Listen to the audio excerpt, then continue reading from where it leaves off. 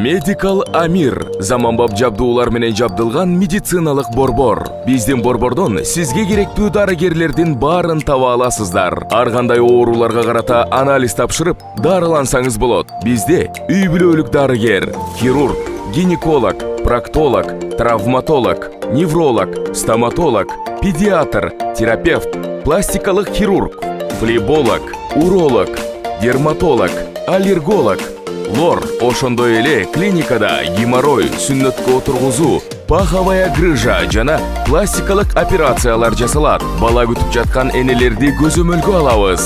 Бүт ооруларга жана кош бойлуулук боюнча УЗИ өтө аласыздар. Биздин дарек метро Мариино, Новочеркасский бульвар 51. Метродон болгону 2 минуталык жол.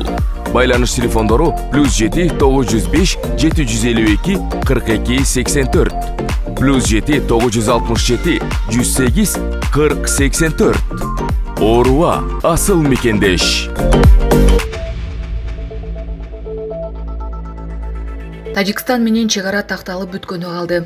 Баткен шаарында Кыргызстан менен Тажикстандын өкмөттүк делегацияларынан Кыргыз-Тажик мамлекеттик чегарасын делимитациялоо жана демаркациялоо боюнча топографиялык жумушчу топторунун кезектеги жолугушуусу өттү. Жумушчу топтор Кыргыз-Тажик чегарасынын калган участоктардагы долбоордук сызыгын сыпаттоо маселесин талкуулашты. Бул иш Тажикстанда өтө турган кийинки отурумда улантылат. Жолугушуунун жыйынтыгында тиешелүү протоколго кол коюлду. Кыргызстан менен Тажикстандын чегарасынын жалпы узундугу 972 чакырымды түзөт.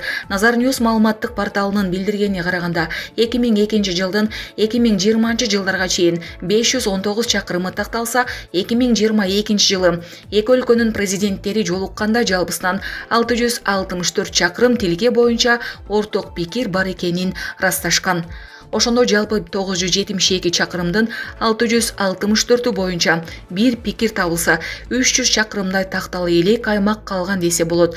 Ал эми 2023 жылдын соңку айлардагы 3 жолку жолугушуудан кийин берилген маалыматтарга таянсак, жалпы 75 чакырымдай такталды.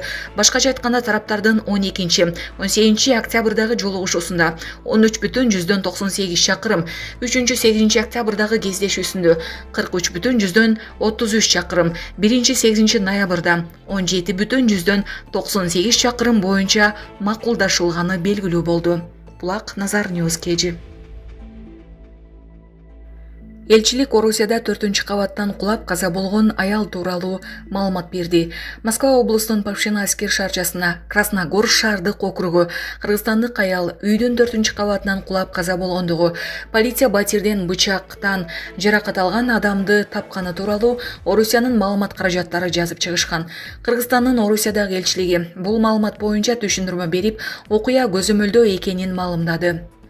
4-кабаттан кулап каза болгон 37 жаштагы кыргызстандык аялдын сөөгү Кыргызстандын эмгек социалдык камсыздоо жана миграция министрлигинин Москвадагы өкүлчүлүгүнүн көмөгү менен мекенине туугандарына жиберилген. Ал эми бычактан жаракат алган абалында батирден табылган 52 жаштагы эркек киши ооруканага жеткирилген. Учурда ал оорукананын жанандыруу бөлүмүндө жатат. Орусиянын бир катар жергиликтүү басылмалары, телеграм-каналдары 29 октябрда Москва облусунун Павшино шаарчасында кыргызстандык келин 4-кабаттагы батирдин терезесинен кулап каза болгонун жазышкан. Полиция келин терезесинен кулаган батирдин ичинен төшүнө бычак сайылган абалында дагы бир кыргызстандык жаранды тапканы кабарланган. Эмгек социалдык камсыздоо жана миграция министрлиги быйыл 6 айда чет өлкөлөрдөн мекенине 297 кыргызстандыктын сөөгү алынып келгенин кабарлаган. Тышкы иштер министрлигинин маалыматына караганда, былтыр чет мамлекеттерден 350 кыргызстандыктын сөөгү мекенине келген.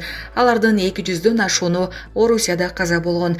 Расмий эсептер боюнча Орусияда иштеп жашаган кыргызстандыктардын саны 700 миң чамалуу. Акыркы 30 жыл ичинде 650 миңден ашуун кыргызстандык орус жарандыгын алган. Булак Азаттык.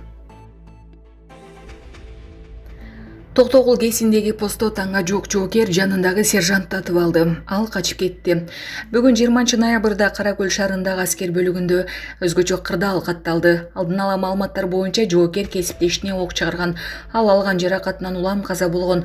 Бул тууралуу Ички иштер министрлигинин ички аскерлеринин басма сөз кызматы билдирди. Маалыматка ылайык бүгүн 20-ноябрда болжол менен саат 5:50 чамасында Кароолдо 2002-жылы туулган катардагы жоокер жанындагы жоокерди атып алган жараттан улам 2003-жылы туулган жоокер ошол жерде каза болгон окуядан кийин катардагы жоокер бекитилген куралы менен Кароол жайын таштап белгисиз жакка качып кеткен.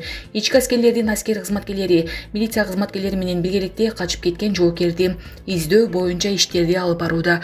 Тиешелүү органдар тарабынан териштирүү иштери жүрүп жатат. Булак Супер Кежи. Өзбекстан мунай көз карандысыздыгына жетүүгө ниеттенүүдө. Өзбекстан 2-3 жылда мунай көз карандысыздыгына жетүүнү мершемдөдү. Бул тууралуу аталган өлкөнүн президенти Шавкат Мирзиёев 17-ноябрдагы жыйын учурунда билдиргенин чет элдик басылмалар жазып чыкты. Маалыматка ылайык өлкө башчысы Сурхандарьяда жалпы суммасы 3,3 миллиард долларды түзгөн 4 жаңы ири өнөр жай долбоору менен таанышып чыкты. Мен элибиз жакшы жашасын деп анын жүгүн жеңилдетүү үчүн абдан чоң максаттар жана так пландар менен быйыл Сурхандарьяга 3-чү жолу келдим деген Мирзиёев. Анын ичинде 2024-жылы ишке кирише турган Байсун газ химиялык комплекси бар. Ал жерде жылына 5 миллиард кубометр газ тазалоо, жаратылыш газын жана күкүрттү өндүрүү пландалууда. Мындан тышкары өзбек бийлиги геологиялык чалгындоолорду кеңейтип, дагы 100 миллиард кубометрге жаңы газ запастарын ачып, 2-3 жыл аралыгында мунай көз карандысыздыгына толугу менен жетүүгө ниеттенүүдө. Ушул тапта бул комплексте 7000 киши иштейт. Мирзиёевдин тапшырмасы менен комплексте кооперация түзүлүп, коңшу райондордун жашоочулары үчүн 2000ден кем эмес жогорку кирешелүү жумуш орундары түзүлөт деп айтылат маалыматта. Белгилей кетсек, 2024-жылы Казакстандын аймагы аркылуу Орусиядан Өзбекстанга мунай ташууну 1 миллион тоннага чейин көбөйтүү пландалууда. Бул ушул жылга салыштырмалуу 3 эсеге көп. Булак Супер Кежи. Мас болуп алып, машина айдаган сот аткаруучу жазага тартылды. Мас абалында машина айдап бараткан жеринен кармалган сот кызматкерине катуу сөөгү жарыяланганын бүгүн 20-ноябрда жогорку соттун сот департаменти билдирди. Мекеменин маалыматына караганда, кызматтык териштирүү жүргүзүлүп, этика комиссиясынын чечими менен ал кызматкерге карата мамлекеттик жарандык жана муниципалдык кызмат жөнүндө мыйзамга ылайык ушундай тартип жазасы чегерилди. Сот аткаруучулар кызматында сот аткаруучу болуп иштеген бул кишиге мас абалында машина айдаган үчүн сот тийиштүү чара көрөрү кошумча маалымдалды. Жол коопсуздугун көзөмөлдөгөн милиция кызматкерлеринин колуна түшкөн сот аткаруучунун видеосу бир күн мурда социалдык түйүндөргө тараган. Анда ал күнөөсү жоктугун, машинаны башка бирөө айдап баратканын айтууда. Ал эми наркология кызматынын адистери ал мас экенин, милиция машинаны ал өзү айдап баратканынын далили бар экенин айтып жатышат. Кыргызстанда былтыр милициянын колуна түшкөн мас айдоочулардын саны 13 миңден ашканын Ички иштер министрлиги билдирген. Мекеменин маалыматына караганда 2021-жылы бул көрсөткүч 12 миң болгон. Жол кыймылынын коопсуздугун камсыздоо башкармалыгынын эсебинде былтыр 7040 жол кырсыгы катталып, 11049 киши жаракат алып, 690 адам каза тапкан. Булак Азаттык.